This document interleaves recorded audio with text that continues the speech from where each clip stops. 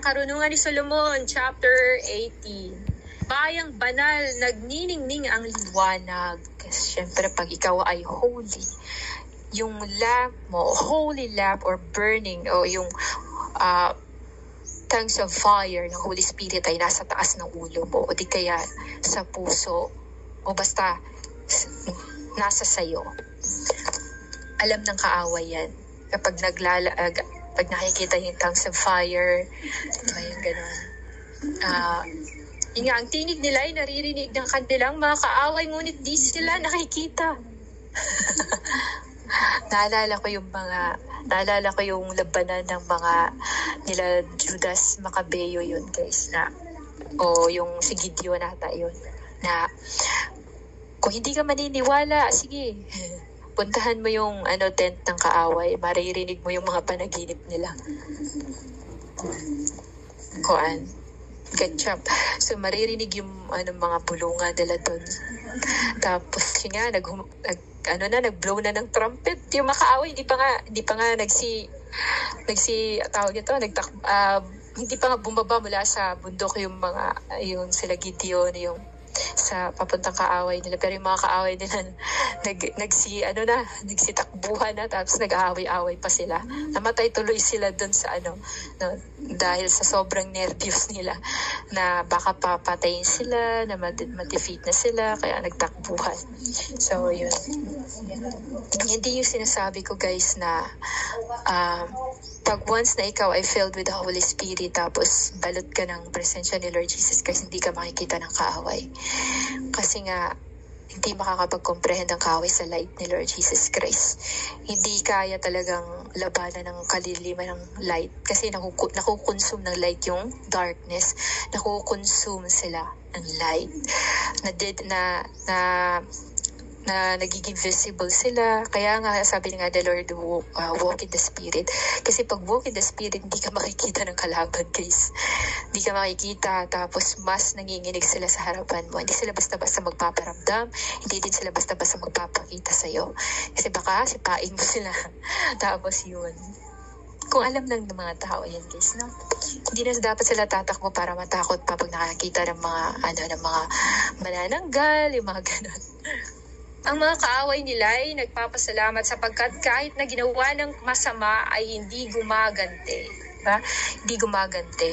Katulad ng ginagawa ng mga Israelita ngayon. Nagbigay warning si Lord na Israel, huwag mag-take revenge.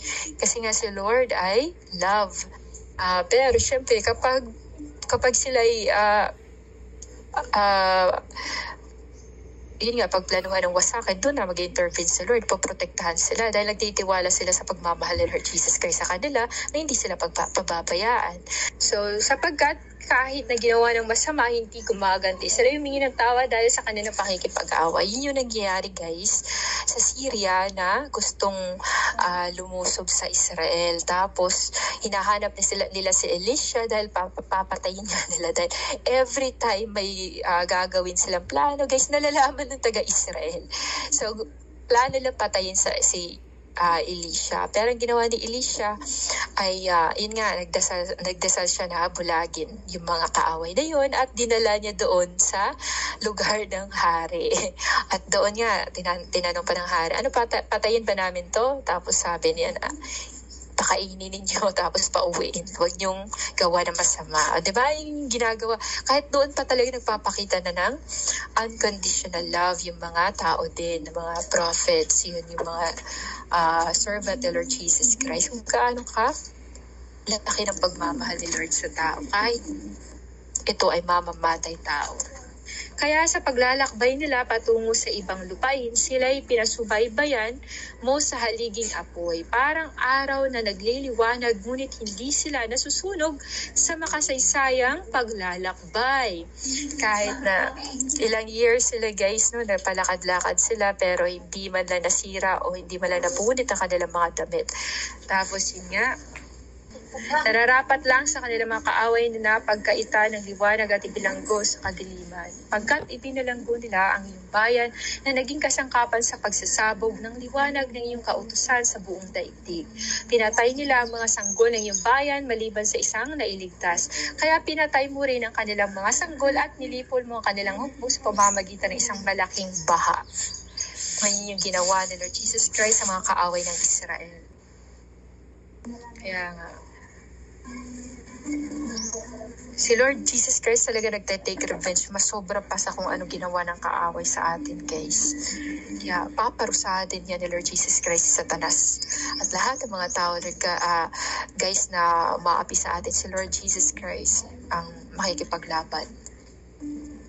Upang magalak sila sa katuparan ng iyong mga pangakong pinagtiwalaan nila. Alam ng iyong bayan na ililigtas mo ang mga matuwid at paparusaan ang kanilang mga kaaway. Kaya wala talagang mananalo kay Lord Jesus Christ pag nakipaglaban ng tao. Ang paraang ginamit mo sa pagpaparusa sa aming mga kaaway ay siya mo rin ginamit na pantawag sa amin upang kami bahaginan mo ng iyong karangalan. No, para makita ng mga kaaway na hindi mo dapat makita ng kaaway na pinoprotektahan ng Panginoon. Buhay na Diyos ang nagpoprotekta sa mga Israelita. Pinapakita ni Lord Jesus Christ doon. Ang mga tapat na anak ng mabuting bayang ito ay lihim na naghahandog.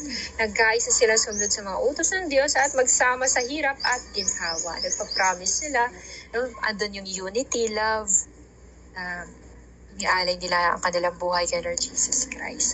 Samantala, ang panaghoy at kanilang mga kaaway ay abot sa buong paligid dahil sa pagkamatay ng kanilang mga anak. Iisang parusang iginawad sa alipin at sa Panginoon.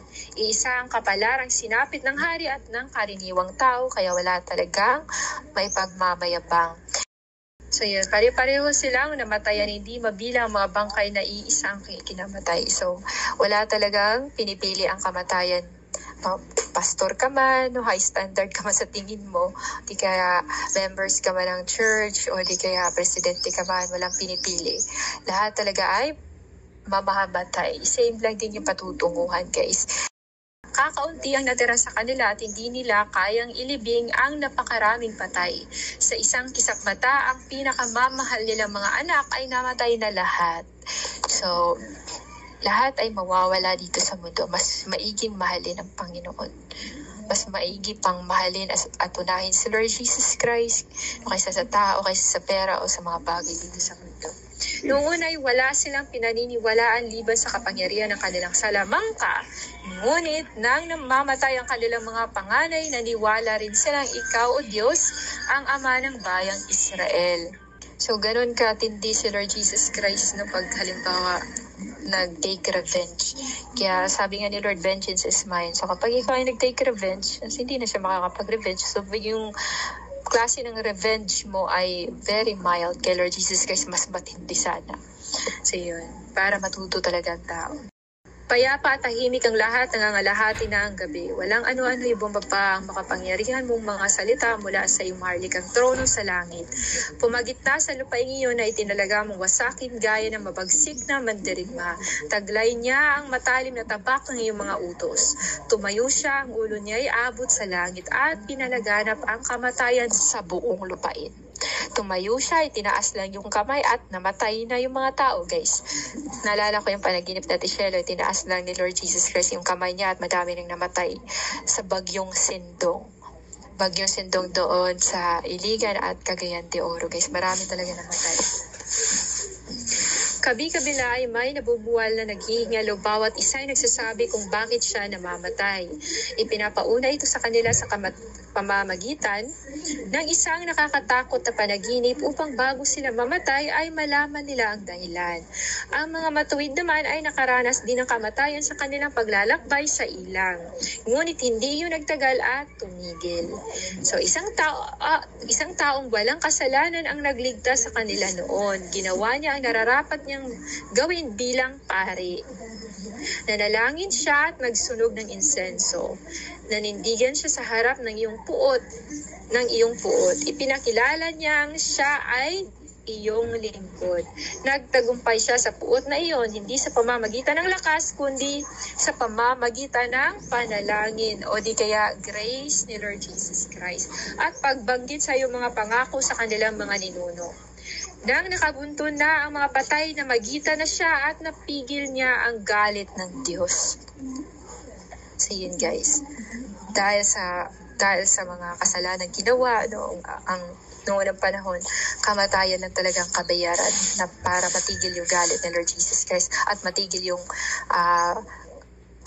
kamatayan ng mga tao noon.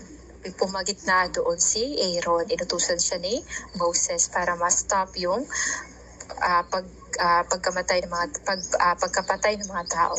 Kasi mamamatay sila guys, isinalita na ni Lord eh. Tapos ang bilang ng mga namatay noon ay 14,000. Ang naalala ng mga kanilang mga ninuno ay nakaukit sa 4 na hilira ng mamahaling bato at ang iyong karangalan ay nasa korona sa kanyang ulo. Dahil sa mga ito, napahinuhod ang anghel ng kamatayan at ang karanasang iyon ay sapat na upang matakot ang bayan mo. Hindi na kailangang danasin nila ang buong bigat ng galit mo. So pag si Lord Jesus Christ guys ay nagalit, talagang wagas. Hindi talaga makakayanan ng tao guys.